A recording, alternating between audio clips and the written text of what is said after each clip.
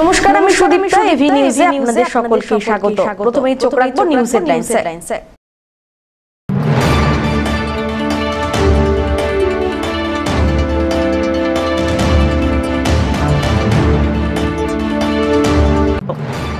পুলিশকে লক্ষ্য করে পরপর 3 রাউন্ড গুলি, বড়সড় দুষ্কৃতী হানা থেকে বাঁচল শহর জলপাইগুড়ি। ঘটনার পূর্ণাঙ্গ তদন্তে নেমেছে পুলিশ।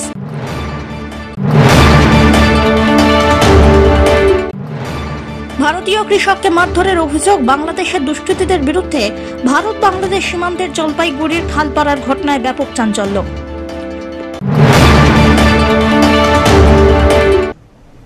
এবার আসছে বিস্তারিত সংবাদে। পুলিশকে লক্ষ্য করে গুলি, বড়সড় দুষ্কৃতী হানা থেকে বাঁচল জলপাইগুড়ি। তদন্তে পুলিশ। গভীর রাত্রিতে ব্যবসায়ীদের অভিজাত এলাকায় সন্দেহজনক গাড়িতে জোনা কয়েকের আগমন। সামনে ভিড়তেই সাদা পোশাকের পুলিশ দলের ওপরে গুলি বৃষ্টি করে ফেরার হয় দুষ্কৃতীরা। আটক 3। আতঙ্কে রয়েছেন এলাকাবাসী। সূত্রের খবর, বৃহস্পতিবার রাত্রি প্রায় 2:30 নাগাদ গোপন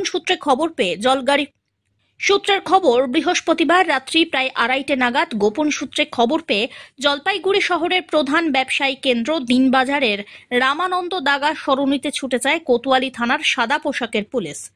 রাত্রি তখন 2:18। দিনবাজার এলাকায় একটি গাড়িতে সন্দেহজনক 4-5 জন আসে। চেস করতেই পুলিশের ওপরে 3 রাউন্ড গুলি চালানো হয়, আর তারপরে ফেরার হয়ে যায় সন্দেহজনক দলটি। জিজ্ঞাসাবাদের জন্য পুলিশ রাত্রে ঘটনাস্থলে থাকা 3 শ্রমিককে আটক করে। ঘটনা প্রসঙ্গে এলাকাবাসী তথা ব্যবসায়ী লালবাবু সিং জানিয়েছেন, ভোর হতেই শুনতে পান রাতে গুলি চলেছে। এমন তো এই শহরে ছিল না। যথেষ্ট আতঙ্কিত তাঁরা। এদিকে ঘটনাস্থলের ঠিক পরে বসবাসকারী তৈমুর ইমরান জানিয়েছেন, সকালে উঠে দেখেন ওষুধের দোকানের গার্ড ওয়াল ভাঙা। তারপরেই শোনেন রাত্রিবেলায় গুলি চলেছিল। এই ঘটনায় প্রচন্ড আতঙ্কিত হয়ে পড়েছেন স্থানীয়রা। অপরদিকে পলাতক দুষ্কৃতীদের গ্রেপ্তার করতে মরিয়া হয়ে উঠেছে পুলিশ। আমি সকাল 7টার সময় শুনতে পেলাম গত রাত্রি 1:30 থেকে 2টার মধ্যে একদল দুষ্কৃতী গাড়ি নিয়ে এসেছিল। সেই দুষ্কৃতীরা কি উদ্দেশ্যে এসেছিল সেটা বলতে পারছি না। নিশ্চয়ই কোনো ডাকাতির উদ্দেশ্যে এসেছিল, বড়সড় কোনো ঘটনা ঘটানোর উদ্দেশ্যে তারা এসেছিল। যখন পুলিশ ওদের দেখতে পায়, পুলিশ যখন সন্দেহভাজন করে ওদের, তখন পুলিশ যখন ওদের পিছু ধাওয়া করে, তখন পুলিশের উপরে 4 রাউন্ড নাকি গুলি চালিয়েছে। গুলি চালিয়ে তারা পালিয়ে যায়। জলপাইগুড়ি শহরের প্রাণকেন্দ্র দিনবাজারে যদি এরকম ঘটনা ঘটে, তাহলে আমরা এখানকার বাসিন্দারা প্লাস এখানকার ব্যবসায়ীরা খুবই উদ্বিগ্ন এবং চিন্তিত। সেটা এখনও পুলিশ ধরতে পারছে না, সিসিটিভি ফুটেজ থেকেও ধরতে পারছে না। আমরা চাই পুলিশ অতি শীঘ্র এটা ওদের দুষ্কৃতীদের ধরুক, একটা করুক, সমাধান করুক। কেননা আমরা ব্যবসায়ীরা খুবই চিন্তিত এই ব্যাপারে। হ্যাঁ, গুলি 4 রাউন্ড গুলি আসলে স্থানীয় বাসিন্দাদের যে কথা, তাতে রাত্রে নাকি 4 রাউন্ড গুলি চালিয়েছে পুলিশের উপর ওরা। জলপাই দিনবাজার কিন্তু এর আগেও 2-3 চুরির ঘটনা ঘটেছে। পরপর এরকম ঘটনা ঘটে যাওয়াতে আমি আমার লাইফে কোনো এরকম ঘটনা দেখিনি। নিশ্চয়ই আতঙ্কিত মানে ভীষণ আতঙ্কিত আমরা। আমার নাম দিলীপ শাহ, সম্পাদক। কি দোকান আপনার? আমার ওষুধের দোকান। কি হয়েছে আপনার দোকানের সামনে? সকালবেলা উঠে দেখি আমার একদম সব ভাঙাচুরা অবস্থা আছে, সিঁড়ি ফিড়ি ভেঙে, রেলিং ফেলিং ভেঙে ভাঙা অবস্থা পড়ে আছে। হ্যাঁ, পরে আমি তাড়াতাড়ি বের হয়ে আসলাম, দেখি যে এরকম ব্যাপার। হ্যাঁ, তারপরে আস্তে আস্তে সবাই জড়ো হলো। হ্যাঁ, তারপরে লোকে মুখে শুনলাম যে এখানে বলে ডাকাতি হচ্ছিলো, ডাকাতির জন্য আসছিল, পুলিশ ওদের চেস করছে, ধাওয়া করেছে। তারপরে পুলিশের উপর গুলি চালাইছে। হ্যাঁ, গুলি চালাই ওরা ডাকাত দল পালিয়ে গেছে। এই তো এইটাই হচ্ছে ব্যাপার। এরাও কি গুলি চালিয়েছে যে ডাকাত দল? হ্যাঁ, ডাকাত দলও কি গুলি চালিয়েছে পুলিশের সাথে চেক হয়েছে? এখন সেটা বলতে পারবো না, কারণ কি গুলি চলেছে আমি শুনলাম এরকম, আমি কিন্তু দেখি নাই কোনো রকম জিনিস। হ্যাঁ, আর রাতের ব্যাপার, রাত্রেবেলা ঘুমায়, রাত্রে 2টা-3টার দিকে ব্যাপার। ওই সময় কে জেগে থাকবে? সবাই তো ঘুমিয়ে থাকে। ভারতীয় কৃষককে মারধরের অভিযোগ উঠল বাংলাদেশের দুষ্কৃতীদের বিরুদ্ধে। ঘটনাটি ঘটেছে ভারত বাংলাদেশ সীমান্তের জলপাইগুড়ির খালপাড়া এলাকায়। আহত কৃষককে জলপাইগুড়ি সুপার স্পেশালিটি হাসপাতালে চিকিৎসার জন্য বিএসএফ এর পক্ষ থেকে নিয়ে আসা হয়। জানা গিয়েছে, সীমান্তের ওপারে ভারতীয় জমিতে সার দিতে যান হাসান আলী। তিনি দেখেন তার জমিতে আল কেটে মাছ ধরার খাঁচা বসাচ্ছে বাংলাদেশের বেশ কিছু বাসিন্দা। আল কাটতে বাধা দিলে হাসান আলীকে বাংলাদেশি ওই দুষ্কৃতীরা মারধর করে বলে অভিযোগ। এরপরে বিএসএফরা হাসান আলীকে উদ্ধার করে জলপাইগুড়ি সুপার স্পেশালিটি হাসপাতালে নিয়ে আসেন। ঘটনা আমি গেছিলাম এই কাম করে গেছিলাম আমি ক্যাম্পে কাজ করতে, কাজ টাজ করে টোরে এসে খাইয়ে তারপর গেলাম বর্ডারের দিকে, মানে জমিনে সার দিতে গেলাম।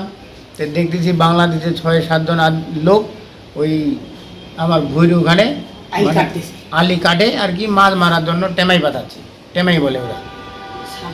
তো আলটা কাটলে কিন্তু ওই আমার 1 বিঘা বই ওটার ধানে হয় না, গত বছরও ধান পাইনি, এবারও যদি আবার ইসে হয় মানে সারটা সম্পূর্ণ বাইরে যাচ্ছে কিন্তু যাবে না, মানে ধানটাই নষ্ট হয়ে যাবে এইভাবে। তখন ওরা আবার দেখতেছি ওইদিকে পাতাচ্ছে, ওরা সবাই আসে আমাকে বাস পুরা একদম।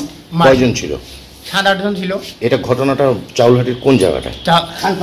খালপাড়া। আপনার বাড়ি ওখানে? আমার বাড়ি খালপাড়া।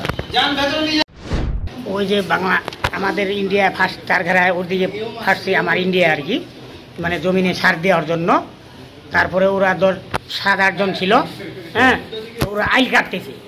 আমার ছেলে বলতেছে আইলগুলো কেন কাটতেছো?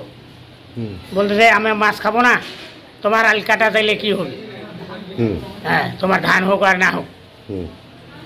তারপরে তো এমনি প্রতিবাদ হওয়ার পরেই তো বাস ধাক্কাধাক্কি হয়ে গেল, আমার ছেলে বাস দিল, একটা বাড়ি দিয়েছে। তারপর ওরা আসে একেবারে ধুমধাম করে মার শুরু করলো। উদ্ধার হলো কি করে? হ্যাঁ, বিএসএফ কিছু বলছে? হ্যাঁ বলছে।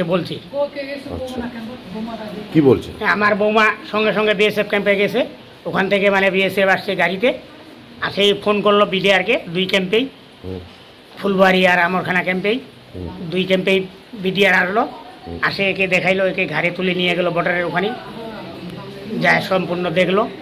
দেখার পরে ওদেরকে বলে দিয়েছে যে আমার ইন্ডিয়ার যে কোনো ইন্ডিয়াতে ক্রস হইলি আপনার গুলি ছেড়ে আরও কোনো ইয়ে। ধীমান রায়ের রিপোর্ট, এভি নিউজ।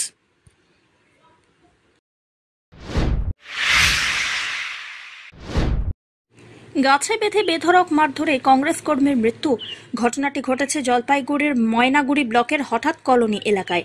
মৃত ব্যক্তির নাম মানিক রায়, তিনি একজন কংগ্রেসের কর্মী ছিলেন। স্থানীয় সূত্রে খবর, ওই ব্যক্তি মাঝে মধ্যে প্রতিবেশীদের সঙ্গে বিনা কারণে বিবাদে জড়াতেন, এমনকি মাঝে মাঝে একাধিক জনকে বিনা কারণে মিথ্যে মামলাও করে দিতেন বলে অভিযোগ উঠেছে তাঁর বিরুদ্ধে। বুধবার রাত্রে পুরনো ঘটনা নিয়ে প্রতিবেশীদের সঙ্গে বিবাদে জড়িয়ে পড়েন মানিক। তারপরে শুরু হয় বচসা এবং তা পৌঁছয় হাতাহাতিতে। অভিযোগ, পরবর্তীতে তাকে গাছে বেঁধে লাঠি রড দিয়ে বেধড়ক মারধর করা হয়।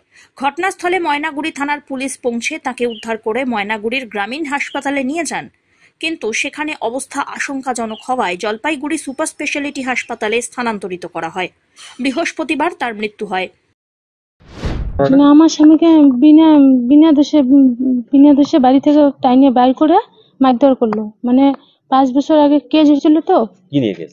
মানে কি নিয়ে কেস হয়েছিল? ওই যে জমি সংক্রান্ত কোনো ব্যাপার, মানে ওই যে আমাদের নদীর ধারে বাড়ি বালু তুলে নিয়ে কেস হয়েছিল। আচ্ছা। তারপরে ওগুলো বাধা করতে যায় যে বালু কেন তুলো, আমাদের বাড়ি আছে, ঘর বাড়ি আছে, ভাঙবে, ওরা ওই বাধাটা মানবে না। আচ্ছা।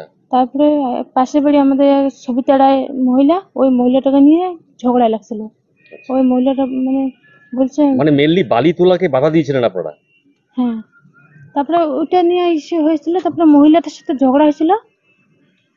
ছোট একটা আস্থা ছিল, ওই আস্থাটা দিয়ে একদিন একটা ভ্যান নিয়ে যাচ্ছিলাম, মানে ভ্যানটা আর কি যাচ্ছে না। ওই মহিলাটা আইসে ঝগড়া বলতেছে আমাদের চাটি ভাঙতেছে, হ্যান ভাঙতেছে, ত্যান ভাঙতেছে। আমি বলছি তোমাদের চাটি তো লাগেই নাই, ভ্যানটা আমরা সাইড করে নিয়ে যাচ্ছি।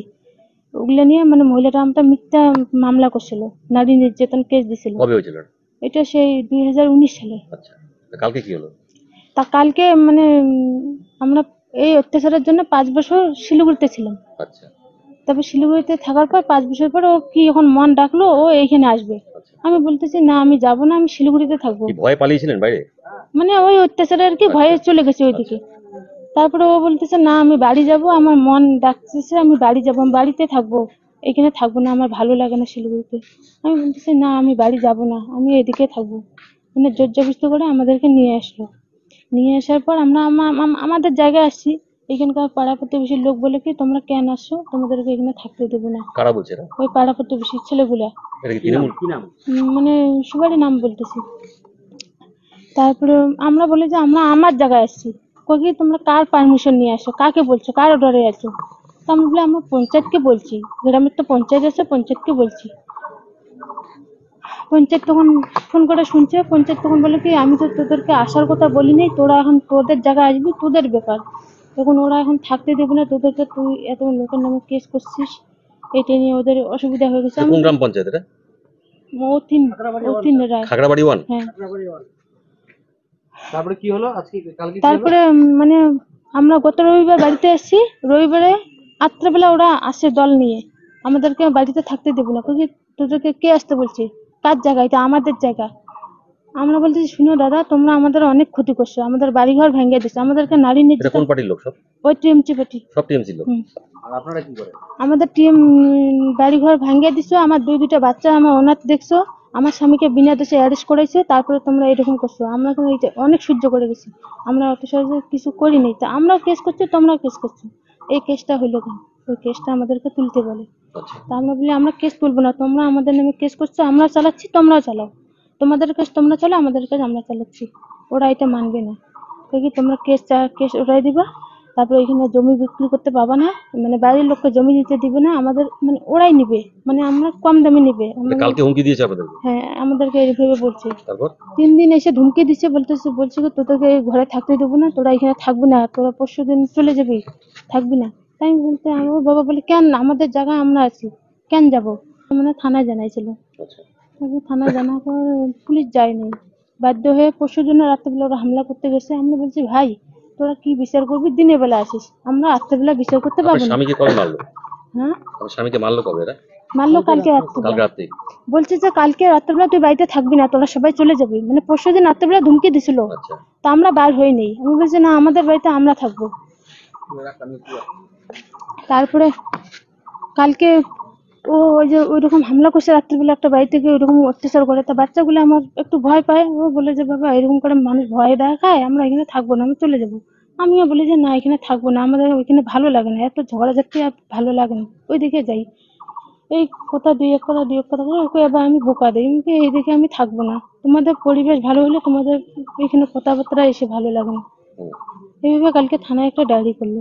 বিকেলবেলা একটা ম্যাম গেছে, 2টা অফিসার গেছে, বিকেলবেলা ম্যাম অফিসার গিয়ে তদন্ত করে আসছে, বলছে ওরা ওদের বাড়িতে ওরা থাকবে, ওদের মতো ওরা থাকবে, তোমরা তোমাদের মতো থাকো। 5 বছর আগে তোমাদের কি হয়েছে ওগুলো নিয়ে তোমাদের যা হয়েছে ওগুলো হয়ে যাক, ওগুলো আজকে এবার যে ওরা আসছিল শিলিগুড়িতে 5 বছর বাইরে থাকলো, ওদেরকে তো শান্তি মতো থাকতে দিবা? ওরা তো 2টা ছোট ছোট বাচ্চা আছে, ওদের জায়গায় ওরা আসে, ওরা তো অন্য জায়গায় আসেনি, জায়গাটা কি তোমাদের, জায়গাটা ওদের। তারপরে এই কথা বলে অফিসার ম্যাম চলে আসলো, আমাদেরকে বললো তোমরা বাড়িতে যাও। আর অনেক লোকজন বলতেছে ও সবারই নামে কেস করলো। আমি এবার বলতেছি ও যদি সবারই নামে কেস করে তাহলে তোমরা এত ভালো লোক, তুমি খারাপ লোকের সাথে লাগো কেন? তুমি ভালোই থাকো, খারাপে থাকো। রাতে কতজন আসলো লোক? তারপরে কালকে রাত্রেবেলা অনেক 30-35 জনের মতো আসছে। নাম কার ছিল? নাম দিছি 10 জনের নাম দিছে, আরো অনেক নাম আছে, স্যার বলতেছে অত নাম নেওয়া যাবে না। সবাই কি তৃণমূল পার্টি এরা? হ্যাঁ, সবাই মানে অনেক তৃণমূলে আছে, অনেক টিম বিজেপিও আছে, সবাই একজোট হয়ে এরকম করলো। আমি বলতেছি ভাই তোরা এভাবে অত্যাচার করিস না, রাত্রেবেলা কালকে দিনের বেলায় আমার কথা কিছুতে মারলো না। তারপরে ওকে তো বাড়ি থেকে টাইনে বার করলো, আমাদের ঘরটা ভেঙে দিল। তারপরে আমার বাচ্চা দুটো, এই বাচ্চাটা আমার ভয়ে থানায় দৌড় দিয়ে আসলো, আস্তে এদিকে একটা টোটো পাইছে, টোটোটাকে বলছে আমার বাবাকে খুব মারতেছে, আমাকে থানায় নিয়ে চলো। বাধ্য হয়ে আমাকে মারবে মহিলাগুলো, আমি আমার বাচ্চাকে নিয়ে ছুটে আসলাম। ওদের আমাকে মারার জন্য মানে চেষ্টা করলো, মানে আমি আমার বাচ্চা নিয়ে আমি পিছন দিক দিয়ে ছুটে চলে গেলাম থানায়। তারপরে থানায় এসে আমার একটু দেরি হয়ে গেলো, আমি টোটোতে আস্তে আস্তে দেরি হচ্ছে, আমার বাচ্চা পুলিশ ভ্যান নিয়ে চলে গেছে। ওর বাবাকে গাছের বাইরে মাইরে মাথাটা সব ফাইটে দিছে, 4 জায়গায় সেলাই আছে, গাছের মধ্যে বেঁধে মেরেছে। আর মাথাটা এই জায়গাটা ওই যে বাড়ালি, তারপরে রড দিয়ে মারছে, হাতগুলো ফুলে গেছে। তারপরে হাসপাতালে কখন নিয়ে এলেন? ময়নাগুড়ি হাসপাতালে নিয়ে গেলাম। ময়নাগুড়ি হাসপাতালে ম্যাম ডাক্তার বলতেছে তোমার রোগীর অবস্থা ভালো না, তুমি 10 তলায় জলপাইগুড়ি সদরে নিয়ে যাও। রাতে নিয়ে আসেন? এরপর করে এইখানে আসার পর ড্রেসিং টেসিং করার পর এইখানকার ডাক্তার বলতেছে তুমি শিলিগুড়ি যাইতে পারবা, শিলিগুড়িতে ভালো ডাক্তার আছে। আমি বলছি স্যার আমি যাইতে পারবো, আমাকে গাড়িতে দেন, আমি যাইতে পারবো। স্যার বললো গাড়ি নেই। আজকে কখন মারা গেল স্যার? 3টার সময় মানে মারা গেছে। তবু আমাকে স্যার ডাক্তারবাবু বলতেছে না, আমার বড় বাচ্চাটা বলতেছে মা বাবা নিঃশ্বাস নেয় না, বাবা মানে ওই যে একটা বড় ইসে দেওয়া থাকে না নাকে যে দেয় অক্সিজেন, বাবা নিঃশ্বাস নেয় না। আমাকে নিচ্ছে মানে আসতে। 10 তলায় ভর্তি ছিল? হ্যাঁ 10 তলায় ভর্তি ছিল। কারা মারলো আপনার স্বামী? ওই ছেলেগুলো। কোন ছেলে, কি নাম? নাম বলতেছি, রবি রায়, তারপরে মাধব রায়। পুলিশ সূত্রে খবর, মৃত মানিকের স্ত্রী 11 জনের নামে ময়নাগুড়িতে অভিযোগ দায়ের করেছেন। ইতিমধ্যেই পুলিশ 5 জনকে গ্রেপ্তার করেছে। তাদের জলপাইগুড়ি আদালতে পাঠানো হয়। পাশাপাশি দেহ ময়না তদন্তের জন্য নিয়ে যাওয়া হচ্ছে।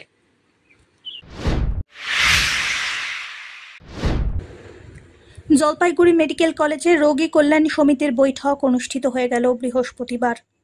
এদিন গভর্নমেন্ট মেডিকেল কলেজের সদর হাসপাতালের সভাকক্ষে বৈঠকটি অনুষ্ঠিত হয়। মেডিকেলের রোগী পরিষেবায় আরও বেশি করে জোর দেওয়ার পরিকল্পনা নেওয়া হয়েছে বলে জানিয়েছেন সমিতির চেয়ারম্যান প্রদীপ কুমার বর্মা। পাশাপাশি তিনি আরও বলেন, জলপাইগুড়ি মেডিকেলের পরিষেবা যথেষ্ট ভালো, তবে রোগীদের পরিষেবার মানোন্নয়ন আরও বেশি জোরদার করা হচ্ছে। এই দিনের বৈঠকে অন্যান্যদের মধ্যে উপস্থিত ছিলেন জলপাইগুড়ির অতিরিক্ত জেলা শাসক সাধারণ ধীমান বারুই, জেলার মুখ্য স্বাস্থ্য আধিকারিক অসীম হালদার, কলেজের অধ্যক্ষ প্রবীর কুমার দেব, মেডিকেলের সুপার তথা ভাইস প্রিন্সিপাল কল্যাণ খাঁ প্রমুখ। আজকে আরকেএসের মিটিং হলো, পূর্ণাঙ্গ আরকেএস কমিটির মিটিং হলো। সেক্ষেত্রে আমাদের এই আরকেএস কমিটিতে কিছু কিছু নতুন ইনক্লুশন হয়েছে, কিছু মেম্বাররা নতুন এসছে। কিছু কিছু কাঙ্ক্ষিত আমাদের থাকতেই পারে, কিন্তু সেটাকে কী করে আমরা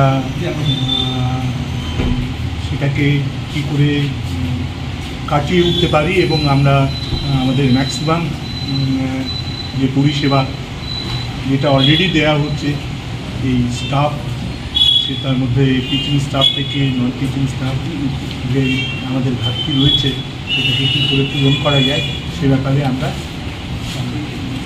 আমাদের ডিপার্টমেন্টাল যে সমস্ত প্রসিডিওর আমরা সেগুলো মেনটেন করছি।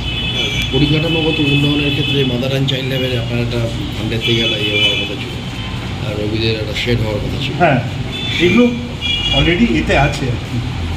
আমাদের তারপরে তো আমাদের আর কোনো ফান্ড আসেনি, সেই জন্যই আমরা এই নেক্সট ফান্ডে রোগী পরিষেবার ক্ষেত্রে নতুন কিছু। রোগী পরিষেবার ক্ষেত্রে ধরুন আমাদের যে এই মুহূর্তে যে লিমিটেশন সবচেয়ে বড় সেটা হচ্ছে যে আমাদের স্টাফের অভাব। সেইটাও সকলে এটা দেখবেন বলেছেন। আমাদের শ্রীমোহিত স্যারও ছিলেন, চেয়ারপারসন স্যার আছেন, আমরা আলাদা করে স্বাস্থ্য ভবনে জানাচ্ছি, সেইগুলো নিয়ে আলোচনা করি। কোন কোন ক্ষেত্রে সেটা কোন কোন এগুলো বিভিন্ন ডিপার্টমেন্টের আছে, বিভিন্ন ক্যাটাগরির স্টাফের আছে। সঠিক, মানে এটাই এখন সবচেয়ে বড় হেডেক, স্টাফ শর্টেজটাই। না, হেডেক বলে বলবো না। আপনারা দেখতে পাচ্ছেন যে পরিষেবা তো আমরা যথেষ্টই দিচ্ছি এবং সঙ্গে সরকারের সহযোগিতা যেটা সেটাও আছে। আমরা আবার চাইছি মেডিকেল কলেজের হিসেবে যে সাবস্ট্রেন দরকার সেটার জন্য আমরা বলেছি। এই আমাদের এসএসএইচে একটা আপনার ফেয়ার প্রাইস শপ, সেটা খুব শীঘ্রই হতে চলেছে। তার সঙ্গে হচ্ছে যে আমাদের যে এনক্রোচমেন্ট যেটা ছিল সেটাও জেনারেল অ্যাডমিনিস্ট্রেশন এবং পুলিশ অ্যাডমিনিস্ট্রেশনের সহযোগিতায় আমাদের চেয়ারপারসনের উদ্যোগে এটা এই মুহূর্তে এনক্রোচমেন্ট ফ্রি করা গেছে। আগামী দিনে সেটা যাতে ফ্রি থাকে তার একটা ব্যবস্থা করার পরিকল্পনা নেওয়া হয়েছে। সব্যসাচী মজুমদারের রিপোর্ট, এভি নিউজ।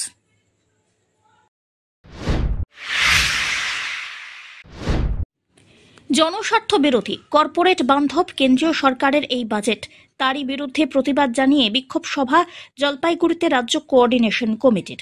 এদিন জলপাইগুড়ি জেলা শাসক দপ্তরে টিফিনের বিরতিতে স্লোগান এবং সাউন্ডিংয়ের মধ্যে দিয়ে কেন্দ্রীয় বাজেটের বিরুদ্ধে প্রতিবাদ জানিয়ে বিক্ষোভে ফেটে পড়লেন নেতাকর্মীরা। রাজ্য কোঅর্ডিনেশন কমিটির জেলা সম্পাদক মনোজিৎ দাস জানান, ইতিমধ্যেই কেন্দ্রীয় সরকার কেন্দ্রীয় বাজেট পেশ করেছে। পাশাপাশি তাঁদের অভিযোগ, এই বাজেটে মধ্যবিত্ত সাধারণ জনগণ, শ্রমিক কর্মচারীরা বঞ্চিত হয়েছেন। সারা রাজ্যের পাশাপাশি জলপাইগুড়ি জেলা শাসক দপ্তরেও কেন্দ্রীয় সরকারের এই বাজেটের বিরুদ্ধে প্রতিবাদ জানিয়ে বিক্ষোভ সভা করা হলো। আজকে রাজ্য কোঅর্ডিনেশন কমিটির আহ্বানে সারা রাজ্য জুড়ে যে কেন্দ্রীয় বাজেট যেটা পেশ করা হয়েছে কেন্দ্রীয় সরকারের পক্ষ থেকে, সেখানে মধ্যবিত্ত সাধারণ জনগণ, শ্রমিক কর্মচারীরা যেভাবে আক্রান্ত হয়েছে তার বিরুদ্ধে প্রতিবাদ জানিয়ে বিক্ষোভ সভা সংগঠিত হচ্ছে। জেলা জুড়ে হচ্ছে, জেলার বিভিন্ন জায়গায় হচ্ছে। এখানে ডিএম অফিস এবং ডিএম অফিস সংলগ্ন কর্মচারীরা আজকে এই বিক্ষোভে সামিল হলেন। এছাড়াও জেলার বিভিন্ন ব্লক, মহকুমা এবং জেলা শহরের বিভিন্ন জায়গায় এই বিক্ষোভ সংগঠিত হচ্ছে। সব্যসাচী মজুমদারের রিপোর্ট, এভি নিউজ।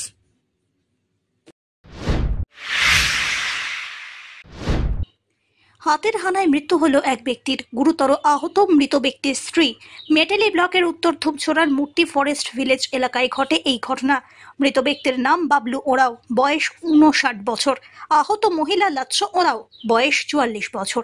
স্থানীয় সূত্রে খবর, বুধবার রাত্রিবেলায় গরুমারার জঙ্গল থেকে একটি বুনো হাতি বেরিয়ে চলে আসে মূর্তি ফরেস্ট ভিলেজ এলাকায়। ওই সময় নিজের ঘরে স্ত্রীকে নিয়ে গভীর নিদ্রায় মগ্ন ছিলেন বাবলু। হাতিটি এসে ঘরের পিছন দিকের বেড়া ভেঙে বাবলুকে সুর দিয়ে টেনে বাইরে বের করে। এদিকে ঘরের বেড়া এবং কাঠে চাপা পড়ে গুরুতর আহত হন স্ত্রী। হাতিটি বাবলুকে বাইরে বের করে পিষে দেয়। ঘটনাস্থলে মৃত্যু হয় তাঁর। স্থানীয় জনগণ টের পেয়ে চিৎকার চেঁচামেচি শুরু করলে হাতিটি ফের এলাকা থেকে চম্পট দেয়। ঘটনার খবর পেয়ে রাত্রিবেলায় এলাকায় আসে মেটেলি থানার পুলিশ এবং খুনিয়া স্কোয়াডের বনকর্মীরা। আহত মহিলাকে উদ্ধার করে চালসার মঙ্গলবাড়ি গ্রামীণ হাসপাতালে এবং পরবর্তীতে মাল সুপার স্পেশালিটি হাসপাতালে নিয়ে যাওয়া হয়। মৃত ব্যক্তির দেহ চালসার মঙ্গলবাড়ি গ্রামীণ হাসপাতালে নিয়ে যাওয়া হয়। সেখানেই কর্তব্যরত চিকিৎসক তাকে মৃত বলে ঘোষণা করেন। মৃতের পরিবার সরকারি নিয়মে ক্ষতিপূরণ সহ যাবতীয় সুযোগ সুবিধা পাবে বলে বন দপ্তর সূত্রে খবর।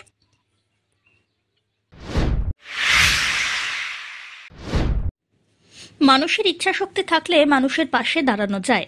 মানুষকে সহায়তা করতে মানুষের পাশে দাঁড়াতে সদিচ্ছার দরকার। এমনই সমাজসেবী দীর্ঘ 3 বছর ধরে বিনা পারিশ্রমিকে 1ম থেকে 8ম শ্রেণীর ছাত্রছাত্রীদের টিউশন পড়াচ্ছেন। ক্রান্তি ব্লকের দক্ষিণ ঝাড়মাঝ গ্রাম দিঘলটারি কাইরুল মাস্টার দীর্ঘদিন ধরে ফ্রি টিউশন পড়িয়ে আসছেন। গত 3 বছর ধরে নিজের উদ্যোগে বিনা পয়সায় এলাকার দুস্থ ছাত্রছাত্রীদের টিউশন দিচ্ছেন তিনি। গ্রামের দুস্থ পরিবারের ছাত্রছাত্রীদের পড়াশুনোর ব্যাঘাত যাতে না ঘটে এবং গ্রাম বাংলার পড়ুয়ারা যাতে নিজেরা প্রতিষ্ঠিত হতে পারে সেই লক্ষ্যেই বিনামূল্যে টিউশন পড়াচ্ছেন এবং ছাত্রছাত্রীদের মেধাবী করে তুলতে প্রতিষ্ঠিত হওয়ার মূল লক্ষ্যে পৌঁছে যাচ্ছেন কাইরুল মাস্টার। পাশাপাশি নিজের আর্থিক সহায়তায় সামান্য পারিশ্রমিকে 3 জন দিদিমণি রেখেছেন ছাত্রছাত্রীদের পাঠদানের জন্য। বর্তমানে তিনি সে সমস্ত দিদিমণিদের সামান্য সাম্মানিক দিতে অপারগ হওয়ায় সাহায্যের জন্য হাত বাড়িয়েছেন। এই শিক্ষা প্রতিষ্ঠানে বিনামূল্যে পাঠদানে যাতে কোনো রকম ব্যাঘাত না ঘটে তার জন্য আর্থিক সহায়তার পাশাপাশি সকলের সাহায্য চেয়েছেন তিনি। আমার উদ্দেশ্য হলো এইটা, আমি বহুদিনকে আমার এই সাধনা সিদ্ধি হতে চলেছে, যেন আমি এই বাচ্চাদের মানুষের মতো মানুষ করতে পারি। এবং আমার সাথে 2-3 ম্যাডাম আছে, এরা বহুদিন যাবত এখানে প্রাইভেট পড়াচ্ছে বিনা পয়সায়। এদের কোনো আমি বেতন দিতে পারছি না। তার জন্য আমরা সবার কাছে আমি অনুরোধ করতেছি যেন আমার এই প্রতিষ্ঠান যেন সার্থক হয়। হ্যাঁ, সেই জন্য আমি এই ঘরখানা নির্মাণ হয়েছে যেন আমার সাধনা সিদ্ধি হয়ে যায়। তো কতদিন থেকে পড়াচ্ছেন এটা? আমরা 3 বছর থেকে পড়াচ্ছি বিনা পয়সায়। বহু কষ্ট করে পড়াচ্ছি আমরা। ম্যাডামদের কোনদিন বেতন দিতে পারতেছি না। ও, ম্যাডামদের মাইনের টাকা আপনার পকেট থেকে দেওয়া হয়? আমি আপাতত 200-400 করে দেই। ওরা যাওয়া আসা করে, টোটোতে আসে। হ্যাঁ, ওদের টোটো ভাড়া দিতে হয়। কতজন স্টুডেন্ট আছে এখানে? আছে প্রায় 40 জন আছে। বিভিন্ন ক্লাসে? হ্যাঁ, বিভিন্ন ক্লাসের আছে। এ বিষয়ে স্থানীয় বাসিন্দা আবু হাসনাত আব্বুর রাজাক বললেন, এ হেন মহান উদ্যোগকে স্বাগত জানিয়েছেন এলাকাবাসী। হ্যাঁ, উনি একজন শিক্ষক, দীর্ঘদিন ধরে উনি পড়ায়, কিন্তু 3-4 বছর ধরে উনি এই দুস্থ যারা পয়সার অভাবে পড়তে পারে না ওদের বিনা পয়সায় বিনা পারিশ্রমিকে উনি পড়ায়। উনার এই মহৎ উদ্দেশ্যকে আমরা স্বাগত জানাই। অমিত বণিকের রিপোর্ট, এভি নিউজ।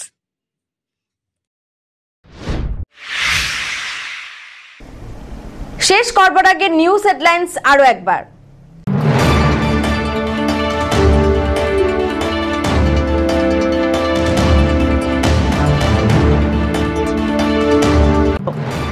পুলিশকে লক্ষ্য করে পরপর 3 রাউন্ড গুলি, বড়সড় দুষ্কৃতী হানা থেকে বাঁচল শহর জলপাইগুড়ি। ঘটনার পূর্ণাঙ্গ তদন্তে নেমেছে পুলিশ।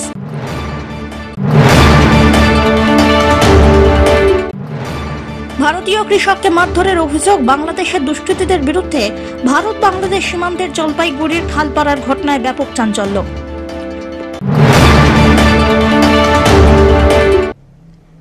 এখনকার মতো নিউজ এ পর্যন্তই। পরবর্তীতে আসছি আরো সংবাদ নিয়ে, দেখতে থাকুন আমার বিশেষ। নমস্কার।